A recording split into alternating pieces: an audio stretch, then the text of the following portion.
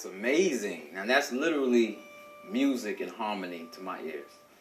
Hi, I'm Daryl Fitzgerald Jr., the host and producer of The Truth Hurts with Daryl, the show where we explore the essential truths of a matter. And we're here live, 56 Arbor Street in Hartford, Connecticut, the capital of Connecticut. And I have the pleasure of interviewing Mr. Ricky Alfonso, a jazz great.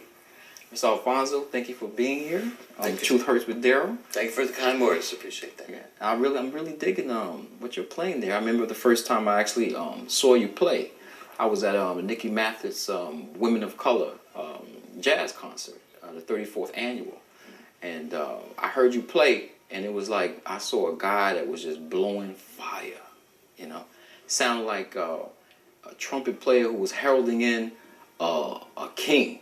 Into his royal courts, you know, and you kind of blow it in that kind of tradition that I remember with working for the Artist Collective with Jackie McLean, you know, and all his players played with fire. So I just was compelled to say, hey, I need to have a good conversation with you. So I just want to thank you for being on the show, and we want the audience to get to know you a little better. How would you describe yourself as a person? What do you want people to remember you as an individual? Well, you know, I like to play music. I'm a jazz musician. I'm also a teacher. You know, I teach full-time, teach music full-time. You know, someone who is straightforward and dedicated. You know, loves to play the trumpet, loves to play jazz music. Plays with some honesty, and you know, with some swing and some blues, and some soul and some feeling. So, you know, to me, that's the whole big thing for me. That's what I aim at, and that's what I try to accomplish. You know. How would you describe yourself as a jazz musician? Is there a particular genre you lean toward? Or?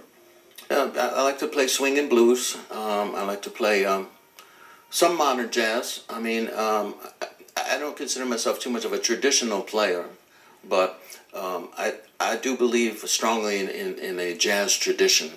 You know, there's as any musician would tell you, jazz musician, I mean, the word jazz, I mean, there's so much stuff that goes underneath it, you know. I mean, there's lots of different conceptions and perceptions of the music, and they're all relevant, you know. If somebody's playing from their heart and they're speaking honestly through their music, you know, I think that's the important thing about it. I try not to get into too much of the battle about, you know, what jazz is and what jazz is not. All as I know is what the music is to me. And so to me, that's the most important part. What was your first exposure to jazz music? Well, there was a lot of music in my house when I was a young boy. My daddy was a musician, and so jazz was one of the musics that we heard a lot. And actually, my first music teacher was not a trumpet player, really. He was a piano player, but he knew about the trumpet, and he played jazz, and so he got me going on the trumpet. And you know, some of the first tunes the simple tunes I played were tunes from the jazz tradition, and then you know, I listened to a lot of music, and then watched the.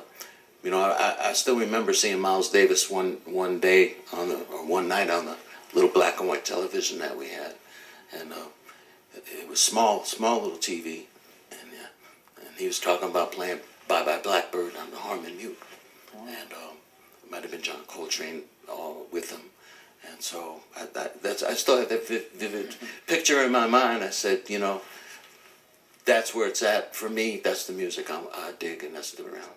Mr. Alfonso, what are some of your major accomplishments in jazz? Well, you know, it's hard to come up with like actually one thing, and I laugh only because a major accomplishment for me is that I'm still here doing it. You know, I mean, to me that's a big deal. It really has. I mean, I know a lot of cats who started and stopped. You know, and some cats could play, some good players too. You know, so to me that's a big accomplishment, and something I try to keep on going. But I've met and played with some very, very good players, the people that you will know and not know of and heard of. Name a few players you've played with. Yeah. Name a few. Well, there's one play that really sticks out in my mind, and he was the late great Bill Barron, and and Brother Bill passed away over 20 years ago now. He played the tenor saxophone, and he was a great composer. And actually, his younger brother is Kenny Barron, who's very, important pianist on the scene right now. So, but Brother Bill taught me a lot about not only about music, but also about dealing with the music and dealing with the music as a human being, because he was very humble and very loving and very straightforward, musician, and it's just somebody that you meet him once and it just it just leaves an impression on you. So, although he's been gone, for many years, I think of him almost on a daily basis. He sounds like a guy who was like very sharing, very giving. Did he teach you? Yeah, well, he taught me by just being in his presence. He was actually the chair at one time at Wesleyan University in Middletown, and we had met before that, and then he had called me on the phone and asked me if I'd come down to help out the trumpet section in his jazz band, and so that started a thing, and every semester I'd come down and we'd play concerts, and I'd play with the trumpet section, and he'd be up there, and we'd play a lot of his compositions, which are very challenging and very difficult to play. I mean, his music is very serious jazz music.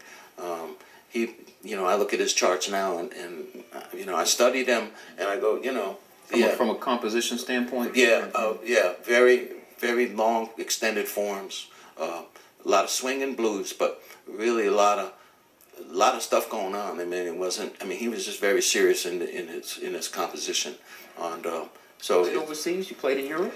Not so much jazz. And when I was way back, I did a stint with blues artist Joe Cocker and his band.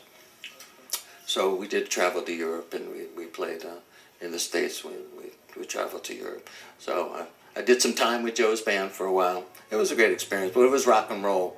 It's a whole different. It's a whole different scene than playing jazz music. It was something that I had to come. I actually as a trumpet player, had to come back off of, because it was just so different.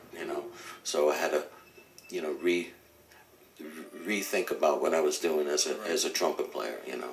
Playing rock and roll trumpet and funk trumpet is, to me, it's a whole different. Alfonso, I just really want to thank you for being a guest here on The Truth Hurts with Daryl, and providing all those wonderful insights that you gave us about jazz music, the jazz world, and your involvement in jazz. You surely gave us a wonderful history.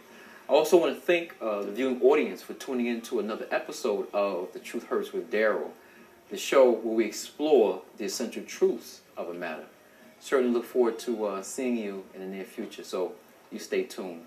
And Mr. Alfonso, can you take us out of here? I certainly will.